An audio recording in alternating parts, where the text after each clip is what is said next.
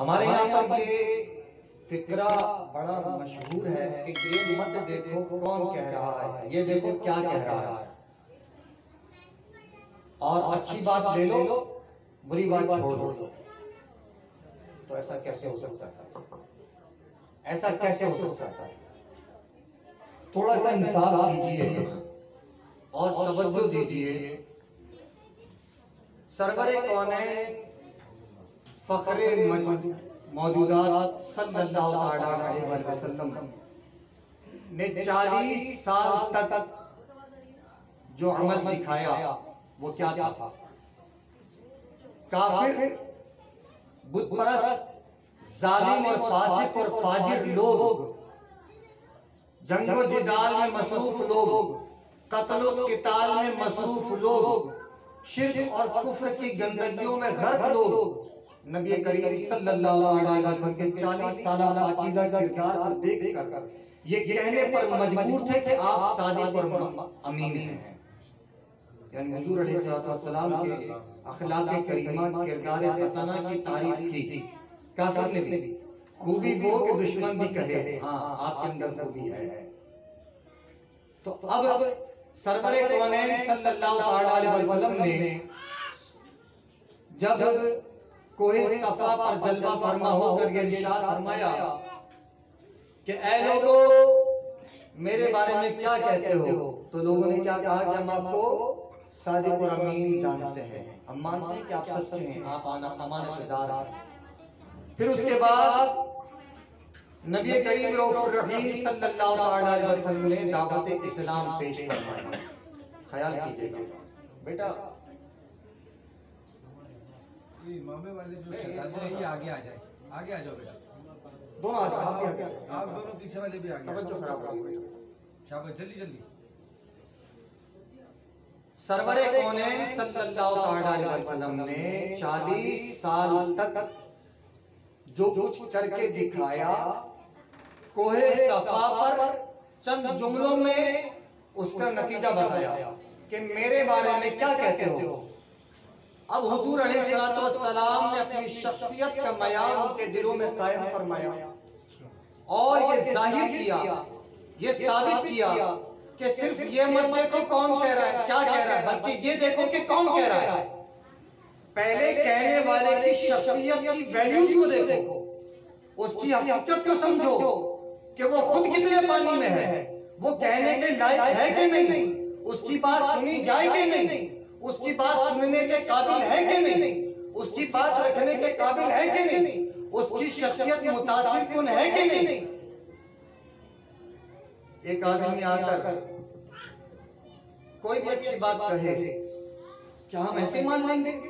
नहीं, हम नहीं मानते, हम कभी भी नहीं मानते, क्योंकि इस्लाम ने हमें ये मयार दिया ही नहीं है। इस्लाम ने मयार ये दिया है कि ये भी देखो कौन कह रहा है, सिर्फ ये मत देखो कि क्या कह रहा है, ये भी देखो कि कौन कह रहा है, उसकी अपनी शख्सियत की क्या हैसियत है, क्या वो इस बात को कहने का अहल है, उसकी अहलियत इस बात पर है कि वो ये बात कहे। अल्लाह के वहदहू ला शरीक होने की गवाही मैंने और आपने कब पहचानी, कब दी? जब रसूल करीम सल्लल्लाहु अलैहि वसल्लम ने अल्लाह के वहदहू ला शरीक होने को मानकर, जानकर, पहचानकर, अमल करके अपने तक़वा और परहेजगारी के सबब से, अपनी पाकीज़ा ज़बान से ये साबित किया, अपने अमल और किरदार से ये साबित किया, उसके बाद ही तो लोगों ने तस्लीम किया कि हाँ हमने आपको देखा है, आप जैसा अल्लाह का चाहने वाला और कोई नहीं, आप झूठ नहीं बोल सकते। हमने आपको देखा इबादत में, हमने आपको देखा उस वहदहू ला शरीक को रब्बे जुल जलाल मानते हुए, हमने उसकी इबादत करते हुए आपको देखा। तो आप फरमाते हैं कि वो रब है, तो बस आपके कहने पर हम मान लेते हैं, क्योंकि हमें तो नजर नहीं आ रहा खुदा का है, मगर आप फरमाते हैं कि रब है, तो फिर आप सच्चे हैं, आप उसके बारे में झूठ नहीं बोल सकते। आप जब किसी चीज के बारे में झूठ नहीं बोलते तो आप रब के बारे में कैसे झूठ बोल सकते? आप झूठ नहीं बोल सकते। आप जो दे रहे हैं वो हक है, इसलिए कि जब आप दुनिया के किसी मामले में खयानत नहीं करते, बददियानती नहीं करते, तो अल्लाह के कुरान, उसके हक, उसके दीन के बारे में कैसे बददियानती कर सकते हैं? आप हक हैं, आप सच हैं। इसका मतलब ये है कि एक आदमी आकर सिर्फ ये कहे अल्लाह ही अल्लाह करो, अल्लाह ही अल्लाह करो, अल्लाह ही अल्लाह करो, नहीं भाई हम नहीं मानते तेरा, हम तेरा कहना नहीं समझ सकते, इसलिए कि अल्लाह अल्लाह किए जाने से अल्लाह ना मिले। अल्लाह वाले हैं जो अल्लाह से मिला देते हैं। खाली अल्लाह अल्लाह कहने से काम नहीं बनेगा। अगर सिर्फ अल्लाह अल्लाह करने की बात होती ना, तो मैं आपको एक बात बताऊं, नबी करीम रऊफुर रहीम खातिमुल अंबिया शहंशाह नबूवत और रिसालत सल्लल्लाहु अलैहि वसल्लम जिस वक्त तशरीफ लाए, ऐसा नहीं है कि उस वक्त सिर्फ कुफ्र ही कुफ्र था, बल्कि ऐसे भी लोग थे कि जो अल्लाह को वहदहू ला शरीक मानते थे। वो कुछ यहूदियों में और कुछ ईसाइयों में थे जो अल्लाह को वहदहू ला शरीक मानते थे, उसकी जात में किसी को शरीक नहीं ठहराते थे। ठीक है, तो इस्लाम ऐसे वक्त में आया, इस्लाम ऐसे वक्त में आया। अब उनमें से वो लोग इंतजार कर रहे थे कि खातिमुल अंबिया आने वाले, तौरात और इंजील मुकद्दस, ज़बूर मुकद्दस में नबी करीम रऊफुर रहीम खातिमुल अंबिया शहंशाह नबूवत और रिसालत सल्लल्लाहु अलैहि वसल्लम की निशानियां मौजूद थी। वो इस बात का इंतजार कर रहे थे।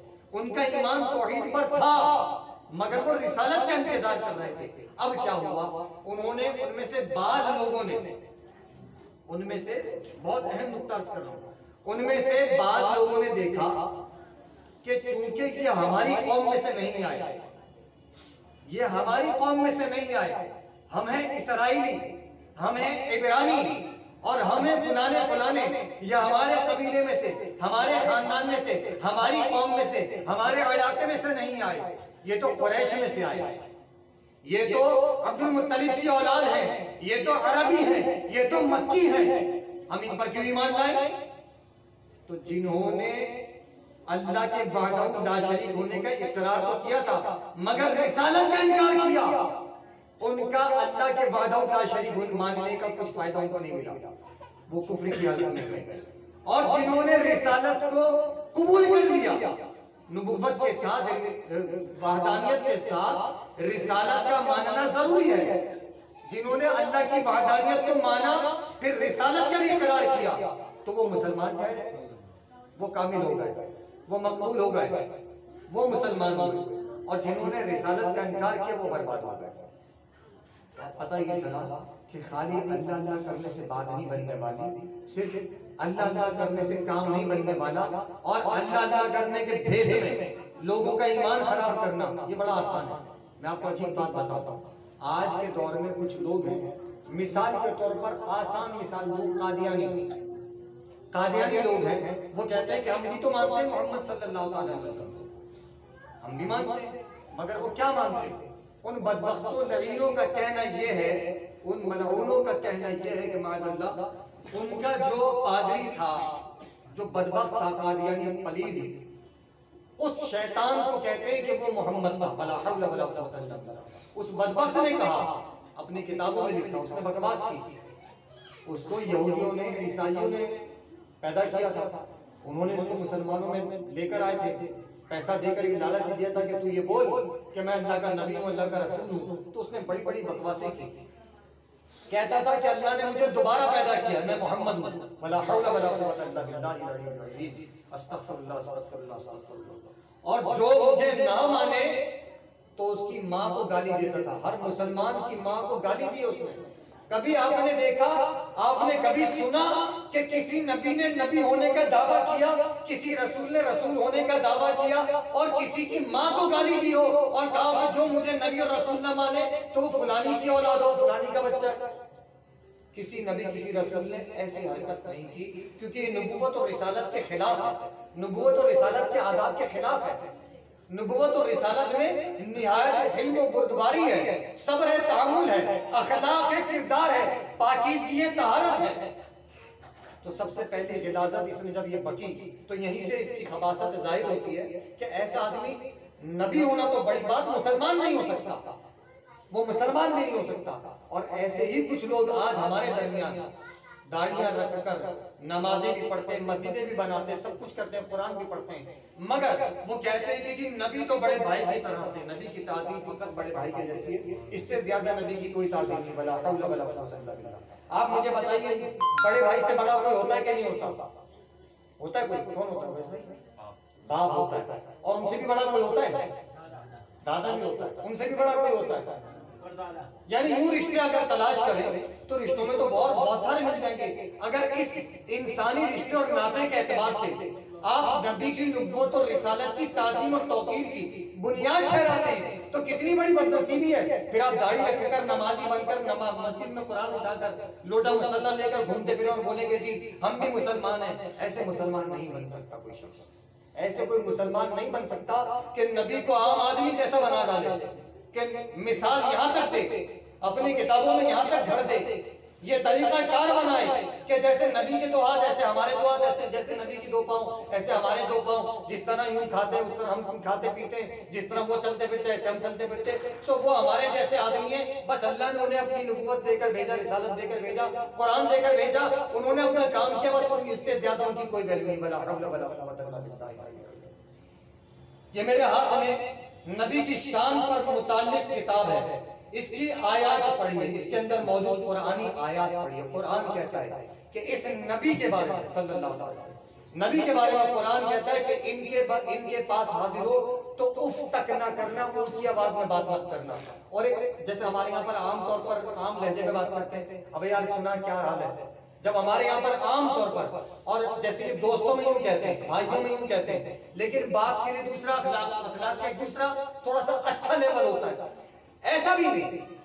तो इसी तरह से अरब जबान बोलने वालों में, अरबियों में एक लफ्ज होता है राइना, यहाँ पर होता है अबे तबे, हमारे यहाँ किस तरह बात करते हैं उस तरह एक लफ्ज होता है राइना। कुरान ने कहा आपस में राइना कहकर बात करते हो, नबी से इस तरह बात मत करना, कहीं ऐसा हो कि तुम्हारे ईमान बर्बाद कर दिए जाए, तुम्हें पता भी ना हो। तो बताइए नबी करीम सल्लल्लाहु अलैहि वसल्लम की जात के बारे में, नबी की जात के बारे में कोई ऐसा लफ्ज इस्तेमाल करे। नबी की बारगाह में एक शख्स हाजिर हुआ, किसी इलाके का एक शख्स हाजिर होता है, एक सफीर हाजिर होता है, और वो ऊंची आवाज में बात करता है, सहाबा किराम खड़े हो जाते हैं, सहाबा किराम खड़े हो जाते हैं कि उसकी गर्दन काट डालें। किस बात पर? कि नबी के दरबार में पहुंचकर ऊंची आवाज में, ऊंचे लहजे में बात करता है। इस बात की इजाजत नहीं देते साहबा, क्योंकि कुरान ने इजाजत नहीं दी। तो जरा गौर करें नबी की ताजीम और तौकीर क्या है, नबी का मर्तबा और मकाम क्या है। इसका मतलब यह है कि कोई शख्स सिर्फ लफाजी करे, जुमलाबाजी करे, अल्लाह अल्लाह के रास्ते में आइए, अल्लाह की बात कीजिए, आइए अल्लाह की बारगाह में पेश हो जाइए। अगर नमाज पढ़ेंगे, तस्बीहात पढ़ेंगे, अपनी आखिरत का सोचिए, अपनी खबर का सोचिए, आगे आने वाले वक्तों में का जरा सोचिए। इस तरह की अजीब व गरीब अंदाज पर ये फनकार होते हैं। आपने फनकारों को देखा है, अदाकारों को देखा है, ये जो एक्ट्रेस होते हैं मिनट के अंदर रोते हैं, ये इनके आंसू मिनट के अंदर निकलते हैं, क्योंकि ये अदाकार है, ये अदाकार है, ये अपने अंदर कैरेक्टर को समा लेते हैं। ऐसे कुछ मौलवी मुल्ला टाइप के लोग, ऐसे कुछ बहरूपिये जो पैसा लेकर मुसलमानों में फिरकाबाजी बनाकर मुसलमानों को गुमराह करने का धंधा करते हैं। ये इनका धंधा है, पेशा है इनका। मुसलमानों के अंदर से अकीदा हक को निकालकर, नबी की नबूवत और रिसाले की ताजीम और तौकीर को निकालकर हमारे अंदर से हमें बेवकूफ बनाते हैं। खुदारा होश में नाखून लीजिए, ये मत देखें कि वो क्या कह रहा है, ये देखें कि वो किस लहजे में कह रहा है, ये देखें वो उसके कहने का अंदरूनी बैकग्राउंड क्या है, उस कहने वाले की शख्सियत क्या है, वो हुजूर के बारे में क्या मकाम क्या सोच रखता है, उसका लबो लहजा क्या है, उसका अंदाज क्या है, उसकी फिक्र क्या है, उसकी सोच क्या है ईमान और इस्लाम के बारे में। अगर उसकी सोच, उसकी फिक्र घटिया है तो फिर वो मुसलमान नहीं है, उसे पहचान लीजिए। लॉरेंस ऑफ अरेबिया, बाज लोगों ने हम में से कुछ ऐसे होंगे जिन्होंने सुना होगा। आपको पता है कौन था? ये एक यहूदी था। इस्लामी सल्तनत उस्मानिया के खात्मे के लिए यहूदियों ने उसको तैयार किया, दाढ़ी रखवाई, बेहतरीन जबरदस्त अरबी जबान बोला करता था। इसे मक्का शरीफ में भेजा, इसने इमामत करी, नमाजें पढ़ाता था। लॉरेंस ऑफ अरेबिया मुसलमानों में आपस में तफरकाबाजी फैलाई, एक दूसरे से नफरत फैलाई और खिलाफत का खात्मा करने के लिए खुलाफा और अमायदीन मुमलिकत में नफरत और नाइत्तेफाकी का बीज बोया। ये तेरे बारे में ऐसा कहता है, वो तेरे बारे में ऐसा कहता है, ये ऐसा कहता है, वो वैसा करता है। कुफ्फार ने साजिश करके मुसलमानों को बाम दस्तो गिरफ्तार किया और सल्तनत उस्मानिया के टुकड़े किए। मुसलमानों से खिलाफत को निकाला, और आप देख लीजिए मक्का शरीफ मदीना शरीफ में क्या हुआ। कसीर तादाद में मुसलमानों का कत्ले आम हुआ। आज भी किताबों में भरा पड़ा है, आज भी भरा पड़ा है। गूगल पर जाकर सर्च कीजिए, तमाम तहकीकात मौजूद हैं।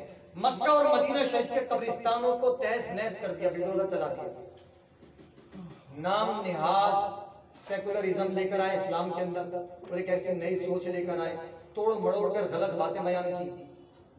जैसे मैं एक छोटा सा हवाला पेश करूँ, मुसलमानों को गुमराह करने के लिए कैसे रास्ते इख्तियार करते हैं ये लोग। एक आयत का तर्जमा, कुरान कहता है कि और ये तुम्हें कुछ दिन ये कुछ भी नहीं कर सकते, और तुम्हारे कुछ नफा नुकसान, ये अपना नफा नुकसान के कादिर नहीं, तो तुम्हारे लिए क्या नफा नुकसान समझ दे सकते। ये खुद बेज़रर है, ये तुम्हें कोई ज़रर नहीं पहुंचा सकते, ये तुम्हें कोई नफा नहीं दे सकते। अब ऐसे ही कुछ अरबी जानने वालों ने कुरान का तर्जुमा किया।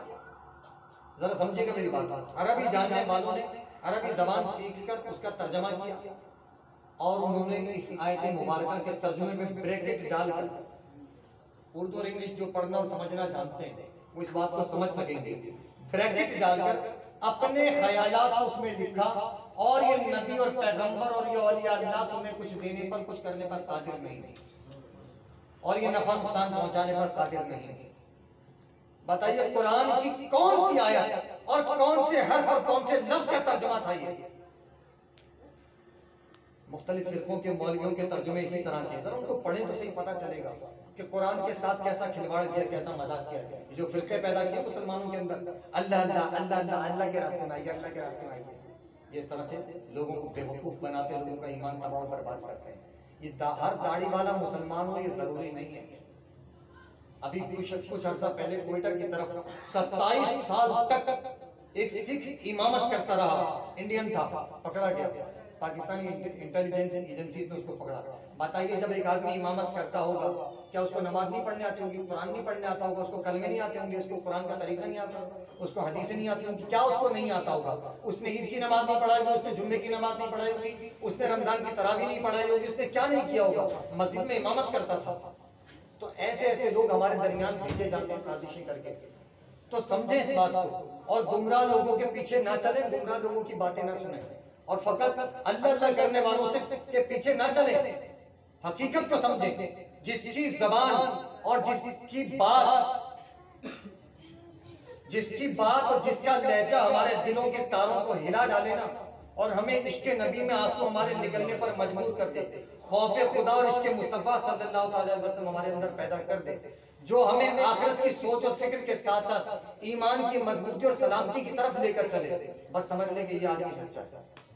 और जो फकत अल्लाह अल्लाह अल्लाह अल्लाह तू नीचे आ जा, अल्लाह तू कहाँ है, वला हौला वला कुव्वता इल्ला बिल्लाहिल अलील अज़ीम, एक जमात का अमीर होकर, एक मौलवी बनकर अगर अल्लाह से यूं कहे कि अल्लाह तू नीचे आ जा, अल्लाह के बारे में ये अकीदा और ये ईमान रखता हो कि अल्लाह ऊपर है, उसने तो सरी तौर पर वाज़ेह तौर पर कुफ्र कर दिया, फिर तुम उसे अपना इमाम मानो, उसे अपना अमीर मानो, कितनी बड़ी बदबख्ती है। कुरान कहता है कि तुम्हारा रब तुम्हारी शहरत से ज्यादा नजदीक है, और वो कहता है कि अल्लाह तू नीचे आ, तू कहाँ है, ए अल्लाह तू झाड़ू दे डाल, हमारे गुनाह को धो डाल, वला हौला वला कुव्वता इल्ला बिल्लाह। कैसी कैसी कुफरिया गिलाज़त है, कैसी कैसी बकवासें करते हैं, और फिर वो जनाब हमारे दरमियान बैठकर लोगों को बेवकूफ़ बनाते हैं, और लंबे लंबे टसवे बहाकर, मगरमच्छ के आंसू बहाकर लोगों को बेवकूफ़ बनाते हैं कि देखो हम अल्लाह की राह में कैसे निकलते हैं, कैसे रोते हैं, हमें कितना दुआ में रोना आता है, कितना अच्छे तरीके से हम लोगों को अल्लाह के रास्ते में बुलाते हैं। अल्लाह के रास्ते में नहीं, अल्लाह के रास्ते में बुलाकर बहकाते हैं, लोगों के ईमान तबाह और बर्बाद करते हैं। हज़रत अमीर माविया रज़ियल्लाहु ताला एक मरतबा फजर की नमाज की जमात निकल गई, जब उठे पता चला जमात का वक्त चला गया, बहुत रोए बहुत रोए बहुत रोए बहुत रोए, रोते रहे रोते रोते खड़े होकर नमाज पढ़ी। वही नाज़िल हुई, हुक्म नाज़िल हुआ उनके लिए कि ए अमीर माविया, तेरा रब तुझसे राजी है, और नमाज की इस मोहब्बत के सबब से रब ने तुझे एक नमाज पर 25 नमाजों का सवाब अता फरमा दिया। पढ़ी तूने एक है मगर 25 का तुझे सवाब दे दिया गया, तेरा जज्बा खालिस थे इस सबब से। अगले दिन हजरत अमीर मुआविया रज़ियल्लाहु ताला अन्हु को किसी शख्स ने आकर उठाया, उन्हें झंझोड़ना शुरू कर दिया। उन्होंने दाएं बाएं देखा, अंधेरा हो रहा है, कोई नजर तो नहीं आ रहा, क्या बात है, समझ में नहीं आया। फिर थोड़ी नींद गलबा कर रही थी, फिर किसी ने आवाज दी, उठ जाइए नमाज का टाइम हो गया। आपने कहा कौन है? कहा उठिए उठिए, नमाज का वक्त हो चुका, कल की तरह आपकी नमाज ना निकल जाए। कहा तू कौन है? कहा आप ये छोड़िए, आप नमाज पढ़िए। कहा नहीं ये बता तू है कौन और कहाँ है, नजर क्यों नहीं आ रहा? कहने लगा हजरत मेरा नाम इबलीस है। क्या नाम है? मेरा नाम इबलीस है, मैं शैतान हूँ। कहा तेरा काम तो नमाज के लिए, नमाज से बहकाना था, नमाज के लिए उठाना कब से शुरू कर दिया? कहने लगा कल जो आपकी नमाज की जमात निकल गई थी और कल आप इस पर इतना रोए थे और आपने जितनी आजिज़ी और इनकिसारी से अल्लाह की बारगाह में नमाज पढ़ी, अल्लाह ने आपको एक की जगह 25 नमाजों का अजर दिया। तो मैं नहीं चाहता कि आज फिर वही बात हो और आपका 25 का सवाब मिले, आप एक ही पढ़ लीजिए, एक ही काफी आपके लिए। तो पता चला कि शैतान सिर्फ नमाज से भगाता नहीं, नमाज में लगाता भी है। भाई थोड़ा समझें, बात को समझें। शैतान नमाज में लगाता भी है, नमाज के लिए लाता भी है, बुलाता भी है। तो खाली अल्लाह अल्लाह करने से अल्लाह ना मिले, अल्लाह वाले हैं जो अल्लाह से मिला देते हैं। और ऐसे बहुत सारे लोग मिलेंगे आपको। बात को खत्म करने के लिए ये तमहीद बांधूं मैं आपको, एक ऐसी हकीकत आपको समझ आएगी कि हाँ यार ये बात कुछ वजन रखती है। अगर अब तक ना समझ में आया हो, कोई दलील कोई सबूत ना समझ में आया हो, तो आइए मैं आपको एक आखिरी बात करके बात खत्म किए देता हूँ। बाबा आलम शाह रहमतुल्लाह तआला अलैह को कौन कौन जानता है? नाम सुना है कभी? मैंने कहा जानता कौन कौन है? अच्छा रिश्तेदारी किस किस की है? खून की रिश्तेदारी, ईमान की रिश्तेदारी तो सबकी है। अल मुमिनूना इख्वा, मोमिन आपस में भाई भाई हैं। खून की रिश्तेदारी नहीं है। आप मज़ार शरीफ पे जाते हैं, मोहब्बत करते हैं, कुछ दिया उन्होंने आपको? उनके किसी रिश्तेदार ने कोई वजीफा बांधा? नहीं। मिस्री शाह बाबा रहमतुल्लाह अलैह का नाम सुना है? अब्दुल्ला शाह साबी रहमतुल्लाह ताला अलैह का नाम सुना है? लाल शाहबाज कलंदर रहमतुल्लाह ताला अलैह का नाम सुना है? और बेशुमार बुजुर्गों का नाम लूंगा। बताइए बगैर नाम लिए, क्या इन औलिया अल्लाह जिनके मज़ारात बने, सहाबा किराम जिनके मज़ारात बने, क्या इनसे किसी की कोई रिश्तेदारी हम में से किसी की है?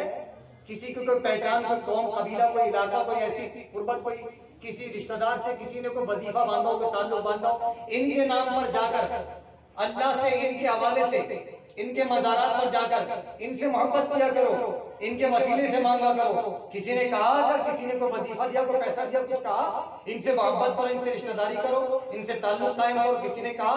नहीं कहा। क्यों नहीं कहा? क्योंकि हम जानते ही नहीं, कोई है ही नहीं हमारे पास ऐसा कोई इनका करीबी। लेकिन क्या वजह है हम क्यों इनकी तरफ खींचे चले जाते हैं? इसलिए कि कुरान के मुताबिक अला इन्ना औलिया अल्लाह ला खौफुन अलैहिम वला हुम यहज़नून, ये अल्लाह वाले हैं, ये अल्लाह वाले। कुरान कहता है बेशक अल्लाह वालों के दिलों पर, अल्लाह के वलियों, अल्लाह के दोस्तों, अल्लाह के खास बंदों के दिलों पर ना कुछ खौफ है, ना कोई हुज़्न है, ना कोई गम है, ना कोई फिक्र है, ना कोई वसवसा है, ना कोई दहशत है, ना कोई वहशत है, ना कोई हुज़्न है। तो क्या वजह है? इसलिए कि अल्लाह के दोस्त हैं। तो पता चला कि ये अल्लाह के दोस्त हैं, इसलिए हमारा इनसे वास्ता और ताल्लुक है। और वो लोग कि जो आज नहीं, आज से पहले से लगे पड़े हुए हैं आइए अल्लाह के रास्ते में, बताइए कौन है ऐसा मुल्ला, जाली मुल्ला, जो ना अल्लाह को माने ना रसूलुल्लाह को माने, मगर फिर भी अल्लाह अल्लाह किए जाए? उसकी कोई कब्र, कोई मजार ऐसा उसके वसीले से लोग मानते हो, उसके नाम पर दुआ करते हो, या अल्लाह इसके सदके से काम कर दे, या अल्लाह ये बड़ा नेक है, उसके मजार पर जाकर लोग खाना खिलाते हो, इस नेक आदमी के मत दरबार में खड़े होकर हम गरीबों को खाना खिलाएंगे। क्यों भाई? कहाँ गए वो लोग? क्योंकि कुत्ते पेशाब करते हैं ऐसे की कब्रों पर। हम जैसे, आप जैसे बहुत सारे लोग, हालांकि कब्रों पर चढ़ना हराम है, पता किसी की कब्र पर भी चढ़ना हराम है इस्लाम में। हम में से बहुत सारे लोग कब्रों पर चढ़ जाते हैं। ऐसे कितने सारे लोग अल्लाह वाले, नाम निहाद अल्लाह वाले, झूठे अल्लाह वाले, झूठ बोलते हैं, धोखा देते हैं, लोगों को गुमराह करते हैं, मगर इनकी कोई पहचान, कोई शनाख्त नहीं। इसलिए कि मर गया मरदूद, फातिहा न दुरूद, जो अल्लाह और उसके रसूल का नहीं वो किसी का नहीं, और कब्र में जो होगा वो होगा। किस्सा मुख्तसर ये कि ये जरूर देखिए कौन कह रहा है। अगर ये ना देखा जाता तो बुखारी हमें ना मिलती, ये ना देखा जाता तो मुस्लिम शरीफ कभी ना मिलती, ये ना देखा जाता तो निसाई कभी ना मिलती, ये ना देखा जाता अबू दाऊद कभी ना मिलती, ये ना देखा जाता तो तिरमिज़ी शरीफ कभी ना मिलती, ये ना देखा जाता तो मिशकात शरीफ कभी ना मिलती।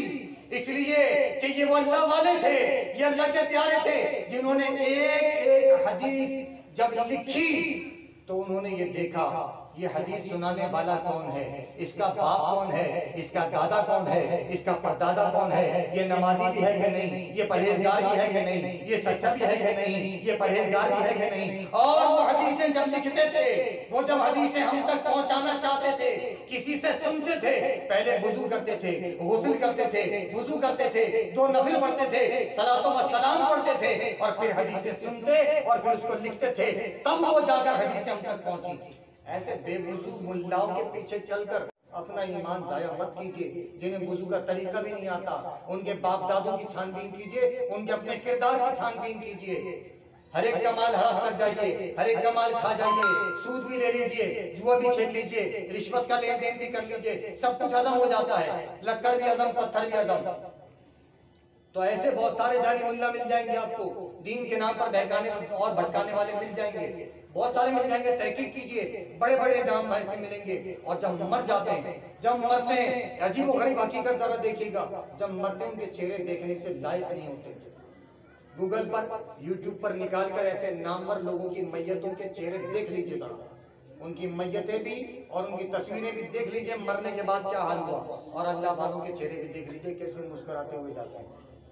अल्लाह तबारक व तआला हम सबके ईमान की हिफाजत फरमाए और अच्छों के साथ रहने की तौफीक अता फरमाए।